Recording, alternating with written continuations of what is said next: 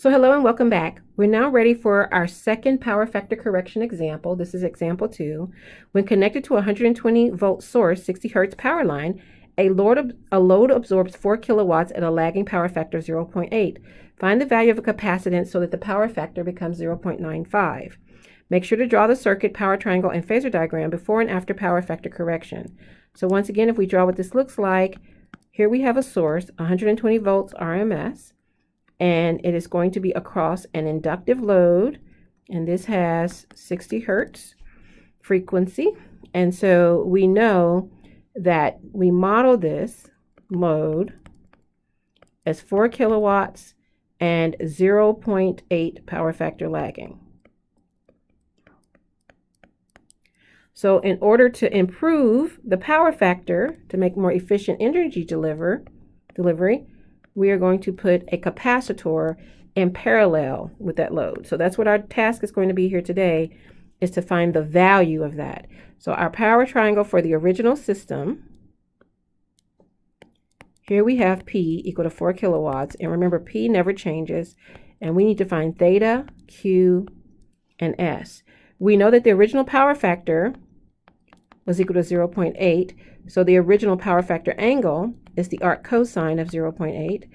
And the arc cosine of 0.8 is 36.87 degrees.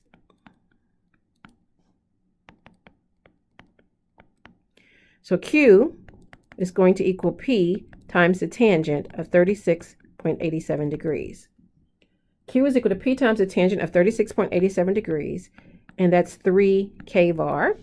So this is going to be 3 kVar. It's a 3-4-5 triangle, but the apparent power, if you're looking for that, is just going to be the square root of P squared plus Q squared. This isn't the only way you could do this. You could also do P over the cosine of theta. Any of those would work, but you know it's going to be 5 kVA. So now we have completely modeled our new system, and we are going to go on next to find the size of our capacitor.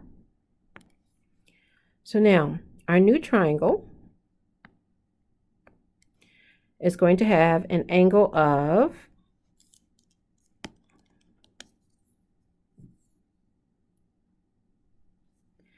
next we are going to find our new angle.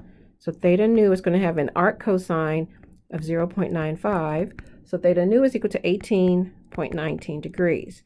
Remember, we don't want our power to change. So if this is 18.19 degrees and P is still equal to 4 kilowatts, our job is to find Q nu and S nu. Q nu is going to equal P times the tangent of theta nu. P times the tangent of theta nu is 1.314 kVar.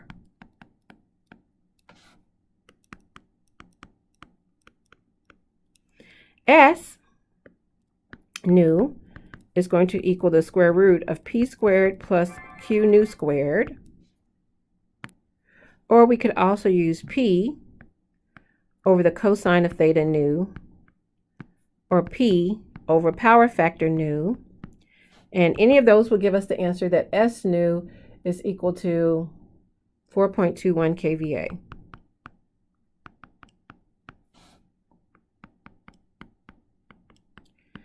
And so now we can use QC equals Q minus Q nu to find the value of our capacitor.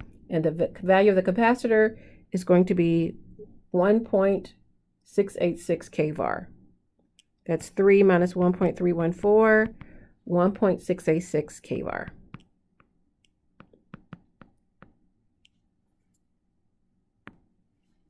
So QC equals the magnitude of VRMS squared divided by omega C. So C is equal to QC over omega VRMS squared. So that's going to be 1686 divided by 2 pi 60 times 120 squared.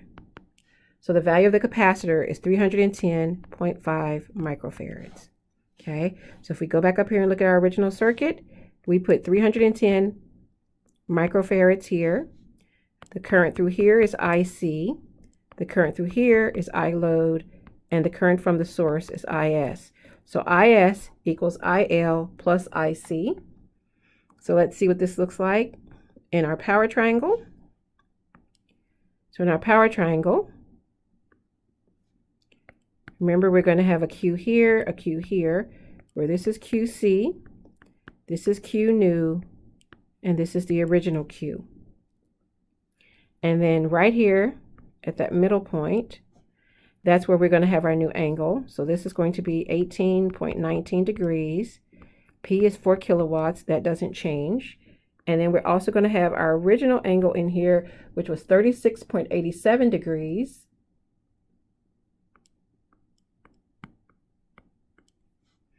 We're going to have our original Q, which was 3 kVAR. We're going to have our new Q, which is 1.314 kVAR. And we're going to have QC, which was 1.686 kVAR.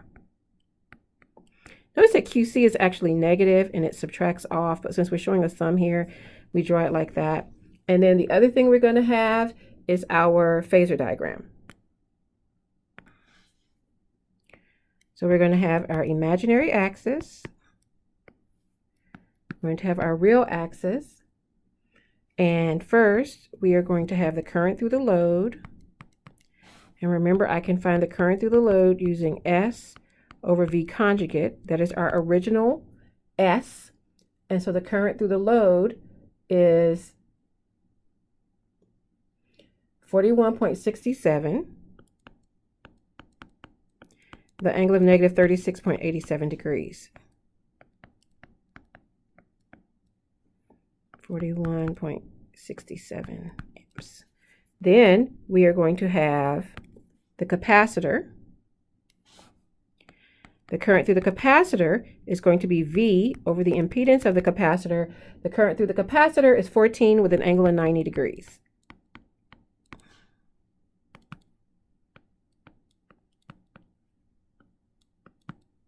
Okay.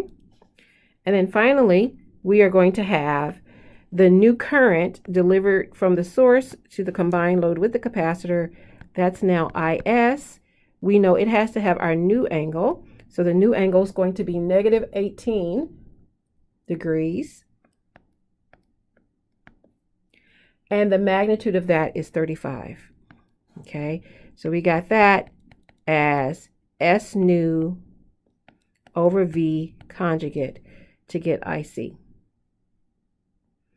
All right, that's our next example. Please come back for another one.